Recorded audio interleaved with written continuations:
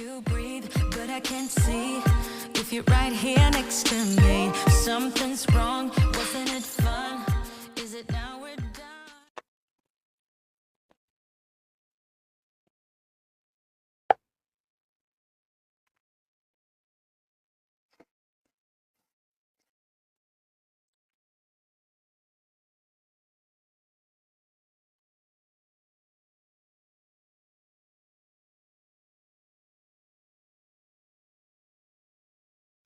오늘은 코스피 코스닥 깊은 조정을 받은 그런 하루였습니다. 코스피가 3.67% 하락한 2675를 기록을 했고, 코스닥이 779로 4.2% 하락을 했습니다. 삼성전자가 8만원대를 깨서 79,600원, 그리고 하이닉스는 더 깊은 하락을 해서 17만 3,200원을 종가로 마감을 했습니다. 특히 하이닉스 같은 경우 10.40% 정도 하락을 해서 좀 우려를 키운 그런 장이었는데요. 지난번 이제 저점이라고 생각했던 요때를 하락 이탈을 하면서 지금 18만 원대까지 깨진 그런 상황이거든요. 이거를 좀 의미 있는 월봉 차트를 이렇게 보면 지금 이제 전에 고점이라고 생각을 했던 그 지점이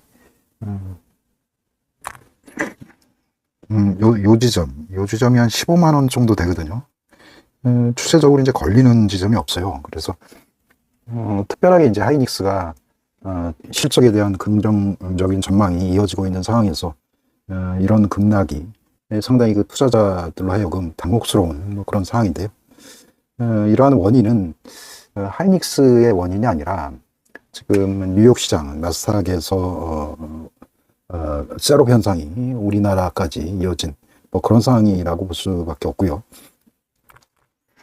오늘 지금 외국인 투자자들이 선물에서 거의 1조 8천억, 1조 9천억 정도 매도를 한 그런 상황이거든요. 그나마 이게 2조 5천억 정도 매도를 하다가 그나마 장 막판에 이렇게 매수를 해서 지금 1조 한 9천억 정도 매도를 한 그런 상황이 발생을 했습니다.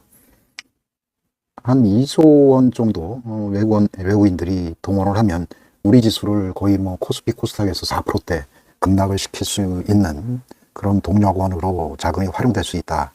그런 생각을 하니 좀 씁쓸한 생각도 들고요. 이게 단위 계좌별로 한 5천억 원에서 한 3, 4개 외국인 헤지펀드 애들만 담합을 하면 우리 지수를 좌지우지할 수 있는 충분한 동력원이 될 수 있다. 이런 생각도 일단 해볼 수 있겠습니다. 일단은 어제 이제 저녁에 뉴욕 시장에서 일단 비슷한 징조가 있었고, 일단 기술주에 대한 셋업 현상이 일단 지속 발생을 했습니다.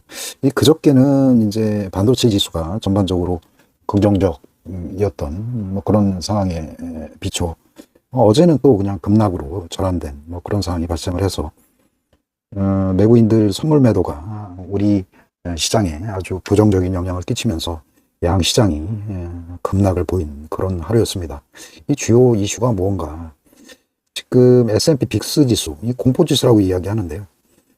이게 월봉으로 생각을 해도 지금 막 이제 상승을 시작한 그런 상황이고요. 단기 분봉으로 봐도 지금 급등하고 있는 그런 상황이라고 보시면 됩니다. 이게 빅스 지수라고 해서 이게 공포 지수라고 알려져 있거든요. 공포가 증가를 한다. 이 빅스라는 지수가 산출 근거가 이제 뭐냐면 변동성 지수를 이야기를 합니다. 이 고점만 그대로 유지하고 있으면 빅스 지수가 이렇게 높지 않거든요. 그러니까 이를테면 그저께 지수가 급등이었는데 오늘 급락을 했다 하면은 이 빅스 지수가 증가를 한다는 그런 의미를 지금 내포하고 있습니다. 빅스 지수가 이렇게 급등을 하고 있고, 그런 와중에 시장에서는 셋업 현상이 일어나서 나스닥이 어제 깊은 조정을 보였고, 연이어서 우리 반도체 업종 중심으로 해서 급락을 보인 그런 장이었다, 이렇게 생각을 합니다. 요거는 10년물 미 국채 금리를 제가 보여드리고 있는데요. 요게 이제 5%대 한때는 갔다가 지금은 하락하기 시작을 해서 요게 지금 4%대를 지금 이탈한 뭐 이런 상황입니다. 이게 중장기적으로 보면 장기금리 10년물은 이 경기 상황을 이제 보여준다고 생각을 하고요. 이게 이제 지난번부터 해서 이 고점을 이렇게 연결을 해보면 경기 상황이 좀 둔화되고 있다. 이렇게 봐야 되거든요. 경기 상황이 둔화가 되면 이제 연준에서는 기준금리를 인하를 해야 된다. 뭐 상식적으로 이렇게 알려져 있는데 어떤 의견이건 지금 기준금리가 고금리로 지속적으로 유지가 되고 있습니다. 어제 이제 신규 실업자 청구 건수가 발표가 있었는데 예상으로 많이 나왔다. 뭐 이런 이슈. 그 다음에 최근에 이제 기업들 실적들이 나왔는데 이게 그냥 좋아서는 안 되고 실적이 예상치보다 훨씬 뛰어넘는 그런 실적이 나와야 되는데 이제 그저께는 뭐 AMD라든가 이런 기업 실적들이 기대 이상의 실적이 나왔다 그래서 급등을 했고 어제는 또 기업 실적이 기대치에 못 미쳤다 해서 급락을 보인 뭐 이런 상황이에요. 그래서 이런 금리가 추세적으로 낮아지는 경기가 안 좋아지는 이런 상황에서는 기업들 실적 이슈가 그러니까 굿뉴스가 아닐 확률이 굉장히 커요. 전에 우리 하이닉스 실적 발표 때도 증시가 급락을 했고 현대차 실적 발표에도 증시가 급락한 뭐 그런 상황이 발생을 했었습니다. 앞으로 과연 어떻게 될 것인가 이 건에 대해서 한번 공부를 해보도록 하겠습니다. 여기 이제 10년물 금리고요. 여기 기준금리인 3개월 금리를 이야기합니다. 여기 이제 이 차를 스프레드라고 이야기를 하고 편의상 3개월 금리는 기준금리라고 이야기를 하고요. 10년 금리는 이제 경기 상황이라고 이야기를 하겠습니다. 이게 이제 2018년도, 그러니까 금리 인상 막바지 부분 정도의 즈음에 이제 요 3개월 금리를 고금리로 뭐 지속적으로 유지하다 보니 이제 경기가 10년 경기가 꺾이기 시작한 그 즈음에 미국 테크 100대 테크 기업 여기 그 즈음에 조정을 겪은 요 시기가 있었어요. 요걸 이제 조정의 기간, 뭐 콜렉션이라고 보기도 할 수가 있고요. 그래서 요때 이제 2018년도 여기 10월에서 12월 사이에 과연 어떤 일이 있었나 관련 기사를 한번 찾아보고 그때 상황에 비추고 지금은 과연 어떤 상황인가에 대해서 한번 알아보도록 하겠습니다. 요약하자면 지금 같은 경우는 지금 요때도 지금 그때 이제 기사에 의하면 경기가 꺾였는데 기준금리는 19년도 8월 달에 인하를 했어요. 8월 달에 요즘에. 그래서 그 당시에 트럼프 대통령이 연준은 너무 늦게 기준금리를 인하를 해서 문제가 있다. 골프에 비교를 하면서 연준은 장타를 잘 때리는데 퍼팅을 잘 못한다. 뭐 이런 얘기를 한번 한 적이 있어요. 지금도 지금 초록색 경기는 꺾여가는 이 추세, 경기는 둔화되고 있는데 지금 황금색 이 기준금리는 지금 그대로 유지되고 있죠. 그래서 지금도 만약에 트럼프 대통령이었으면 골프에 장타는 잘 때리는데 퍼팅을 잘 못한다. 그래서 고금리 상황에서 경기가 지금 나빠지기 시작을 했다. 뭐 그런 의미로 받아들이고요. 지금 아직까지는 나스닥이 지금 막 꺾이기는 시작을 했는데 자세히 보면 계속 상승을 하고 있었어요.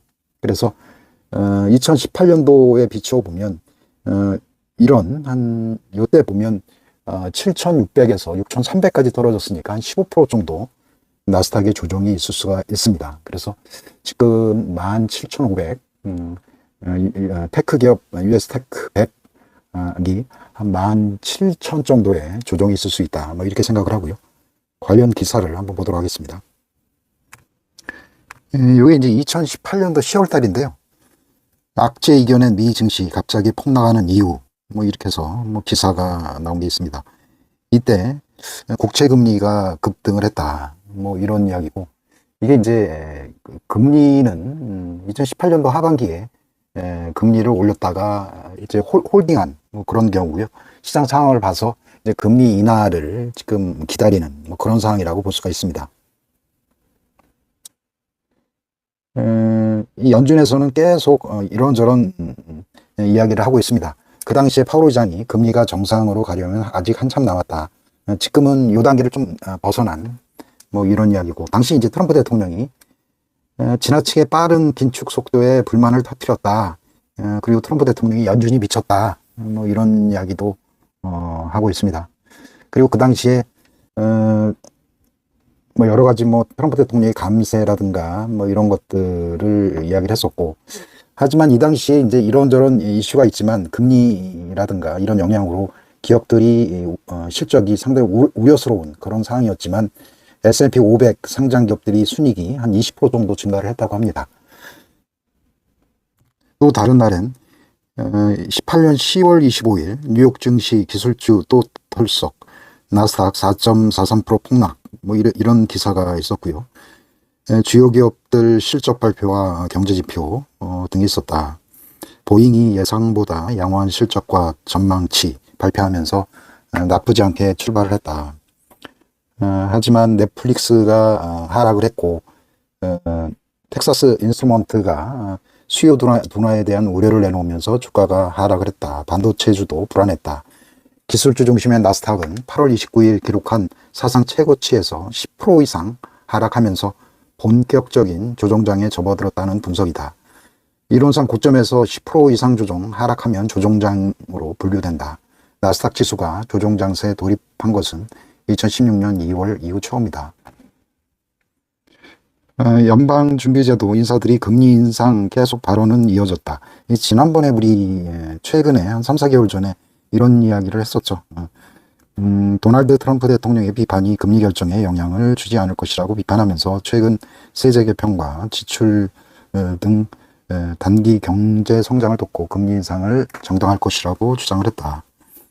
이런 요게 이제 2018년 12월까지 연장이 됐어요. 이 트럼프 때였는데도 이게 이제 2018년 우울한 크리스마스, 트럼프가 불지른 블랙 크리스마스라는 제목으로 2018년 12월 26일 기사가 하나 나와 있습니다. 크리스마스 때 어떤 산타랠리라는 말이 나올 정도로 일단 훈훈한 크리스마스를 맞이해야 되는데, 우리 시장도 똑같았죠. 2018년 크리스마스는 상당히 우울한 그런 크리스마스였던 걸로 뭐 기억을 합니다. 이날 다우지수가 2.91% 떨어지고 최악의 하루였다.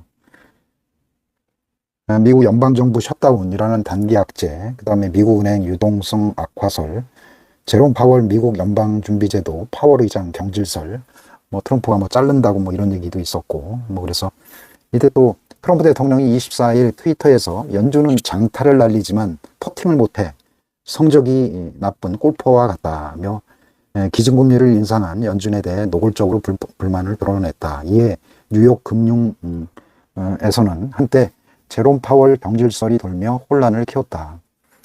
윤우신 재무부 장관이 23일, 24일 주요 은행 관계기관과 소통했다는 소식도 알려졌다. 은행 유동성에 문제가 있는 거 아니냐, 뭐 이런 이야기도 있었고, 이러면서 유가도 폭락을 했다.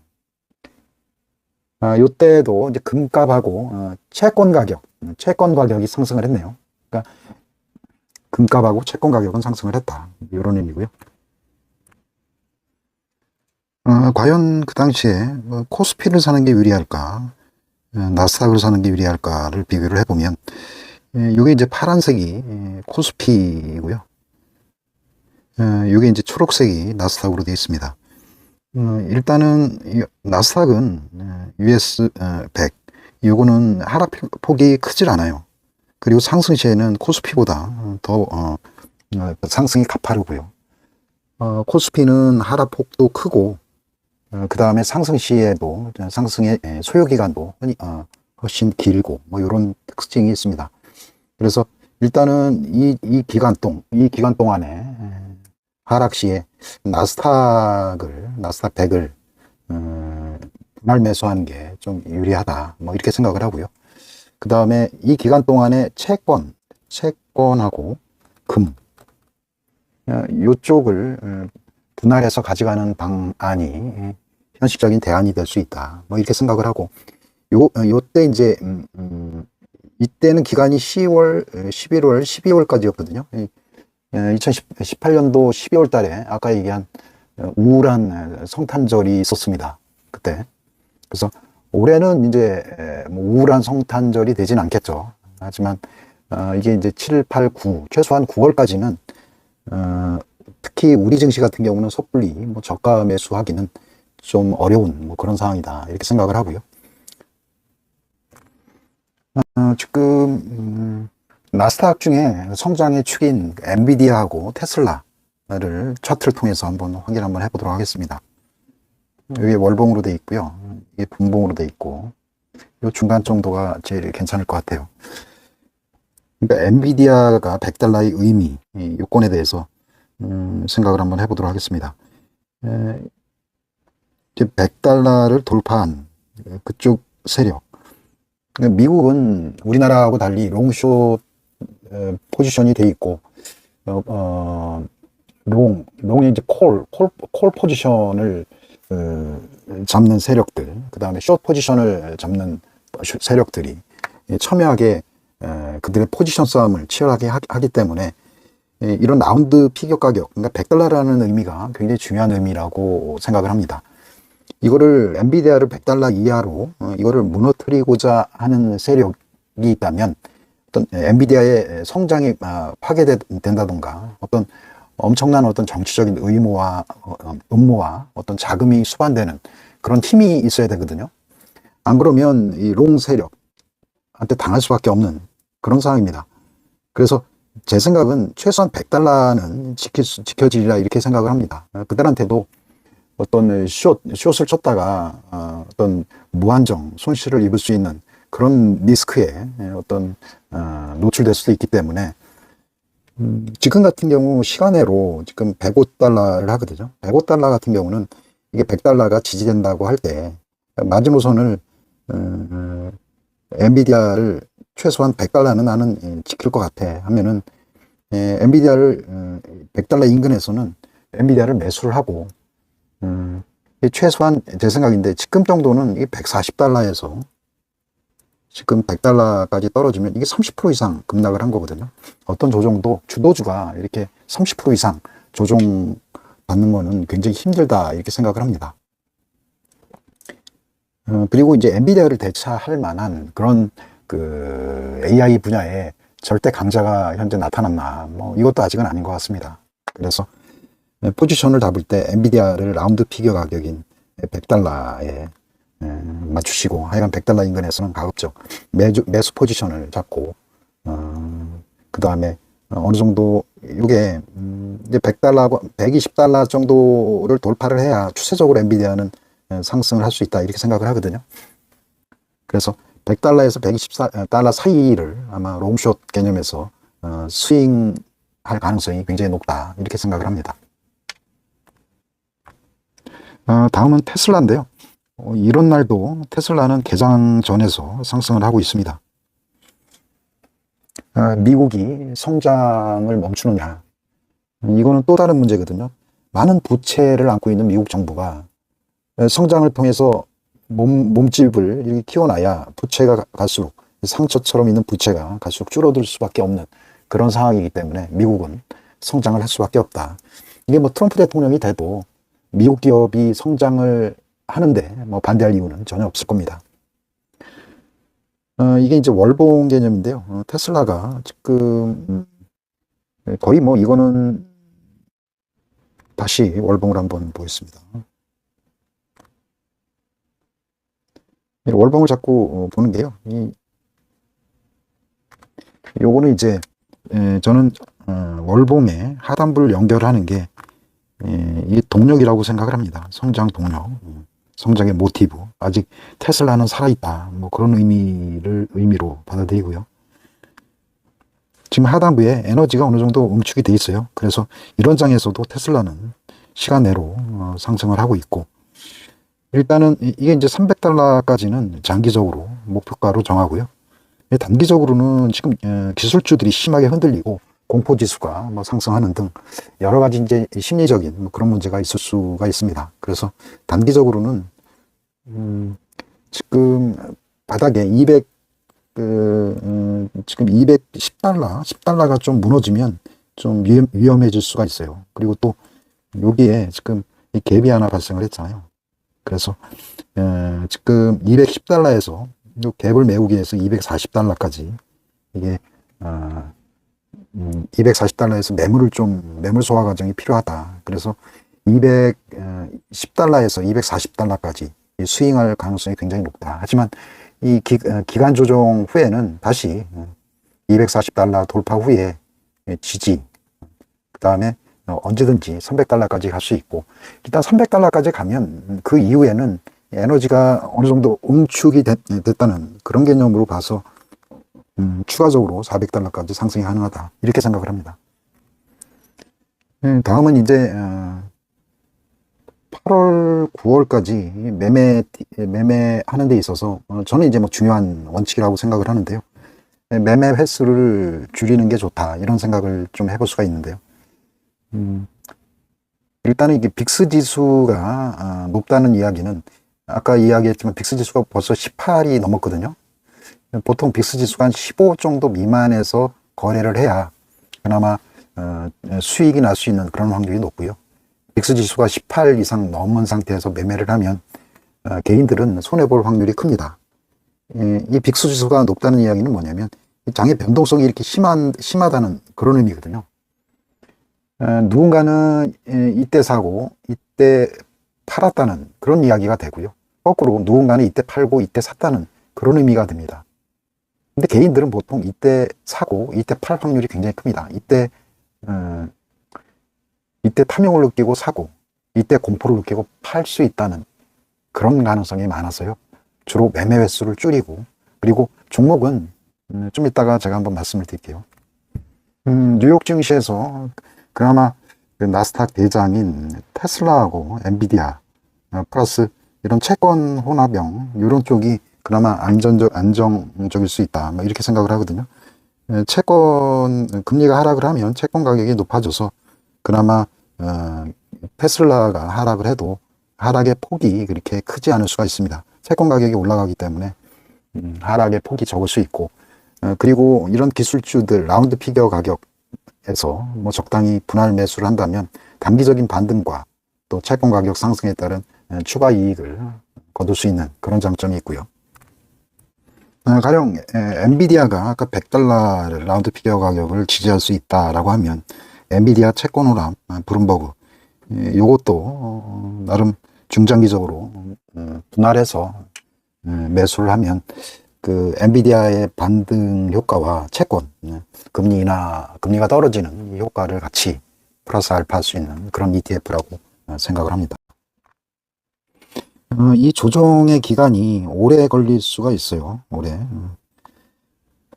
특히 이제 나스닥 같은 경우는 한 3개월 정도 후에 상승을 했고, 요건 이제 코로나 발생하면서 같이 이제 동반 하락한 뭐 그런 경우고요.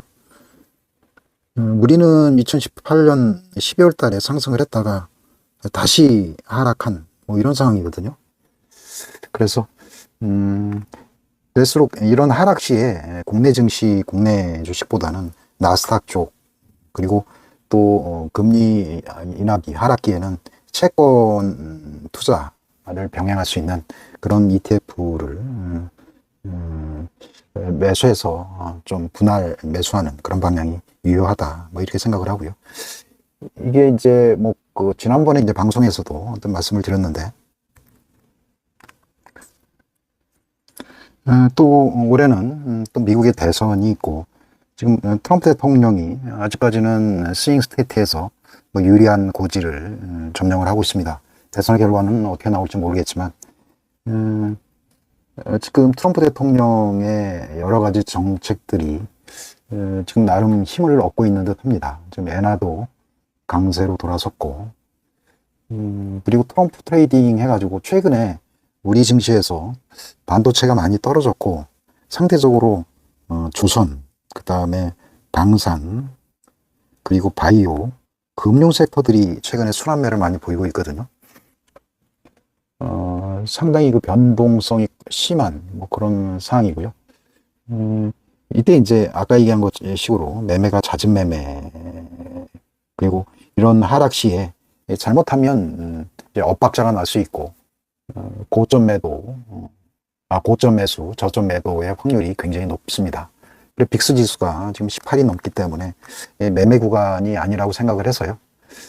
지금까지 이제 과거 전례로 볼 때 나스닥하고 뭐 저점 분할 매수하는 방법, 그리고 채권에 같이 투자하는 그런 것들이 일단은 유리하다, 뭐 이렇게 생각을 하고요.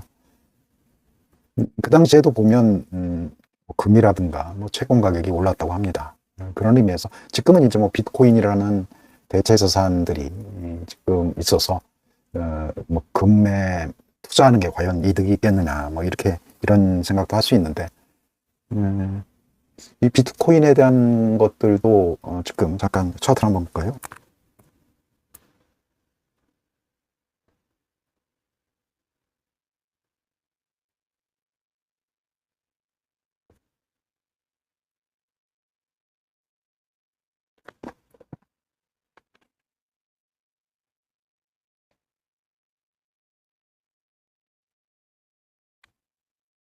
아직은 갇혀 있는 것 같아요. 여기 7만 달러하고 지금 지난번에 한 이게 이제 5만 5천 달러 요 사이, 요게는 이제 무언가 있다는 걸 이제 알 수 있겠죠. 아래 꼬리가 나왔으니까. 아직은 갇혀 있고요. 이거를 위로 이제 끄집어낼 만한 어떤 파워가 있어야 되는데, 아직까지 뭐 트럼프 대통령이 뭐 집권을 할 가능성이 뭐 90% 이상은 아니잖아요. 무언가 있어야 되고, 그리고 뭐 기초 자산, 그러니까 미국 정부가 뭐 금과 뭐 동일시하는 비트코인을 뭐 기초 자산으로 하겠다, 이거에 대한 아직 확신적인 어떤 안들이 아직 나온 게 없잖아요. 아직은 그냥 비트코인은 비트코인일 뿐, 이렇게 되는 거고.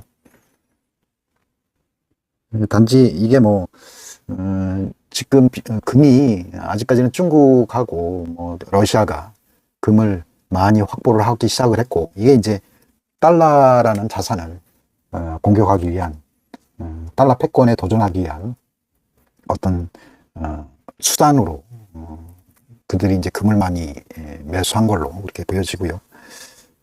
아직까지는 비트코인이 추가 상승으로 해서 한 방이 없다, 이런 생각이 좀 들고요. 당분간은 이제 7만에서 6만 달러까지 횡보하는 뭐 그런 상황이 연출될 것 같습니다.